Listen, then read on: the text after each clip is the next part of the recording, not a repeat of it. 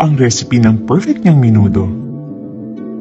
Pero teka, matatawag bang recipe kung walang eksaktong bilang at sukat ng mga rekado na minsan ay dinadaan sa tansyahan at pakiramdaman? Hindi biro ang magluto, lalo na sa simula. May hiwa, may paso, natural, may mga pagsubok. Pero habang nasasani ka na, nagigets mo na. Ang kontrahan ng mga lasa ay nadadaan sa tamang halo at timpla.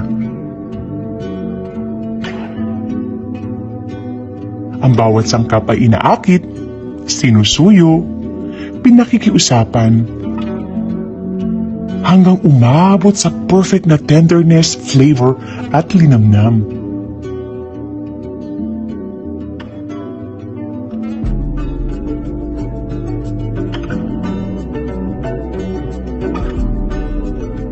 Hindi maaaring hilaw, hindi maaaring sunog. Mahalaga din kasi ang timing sa tamang panahon, ika nga.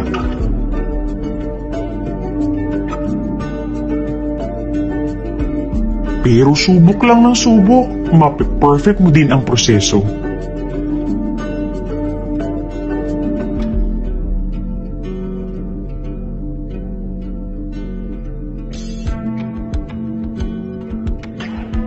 Huwag kalimutan ng keso. Mahalaga ito. Smile! Di naman pwedeng masyadong seryoso. Walang recipe ang buhay. Pero alam mo, kapag masaya ka na. Walang recipe ang pag-ibig. Pero alam mo, kung siya na talaga. Walang perfect na mag-asawa. Pero may perfect para sa isa't isa. Sa ating pagsasama, ang missing ingredient, nahanap ko na. Ang araw-araw kong nasisilayan, ang pagiging perfect mong ama. Teka, perfect nga ba? Maaring hindi para sa iba.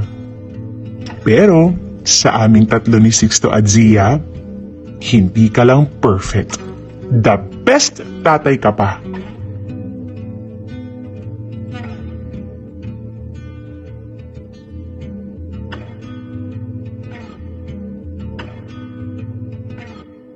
Mahal, sa araw na ito, perfect na menudo para lang sa'yo.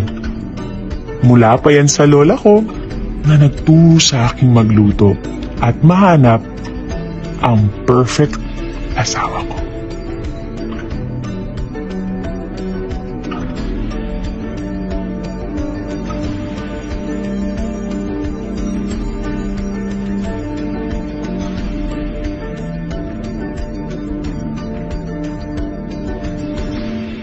Happy Father's Day!